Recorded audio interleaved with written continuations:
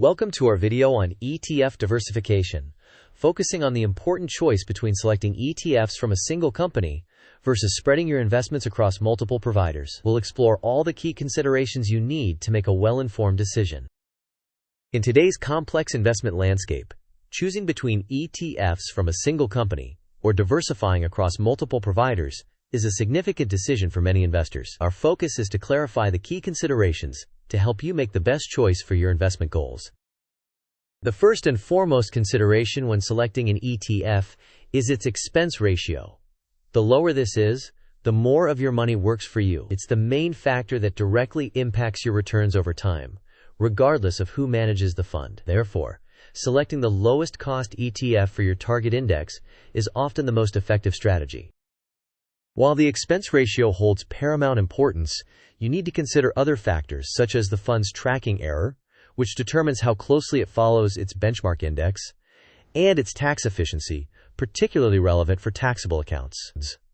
Diversifying across multiple companies might offer broader exposure to different management styles and risk profiles. Practical aspects like dividend reinvestment and wash sale avoidance in different brokerage accounts can heavily influence your decision. You might opt to consolidate similar ETFs within a single account for simplicity, especially if your broker offers commission-free trading or other incentives. Let's test your understanding. What is the primary factor to consider when selecting an ETF? Is it A, expense ratio, B, fund manager identity, or C, company reputation? You may pause the video now to think about the answer. We will discuss the answer in the next section of the video. The correct answer is expense ratio. Expense ratios directly impact your returns and should be a primary consideration when selecting an ETF. Now, let's tackle the bankruptcy myth. Many investors fear the failure of an ETF's management company, but this is exceedingly unlikely due to the regulatory oversight and profitability of large firms in this industry. Even in an improbable scenario, the ETF's assets are held in trust for investors, not the management company, thus ensuring your investment's protection.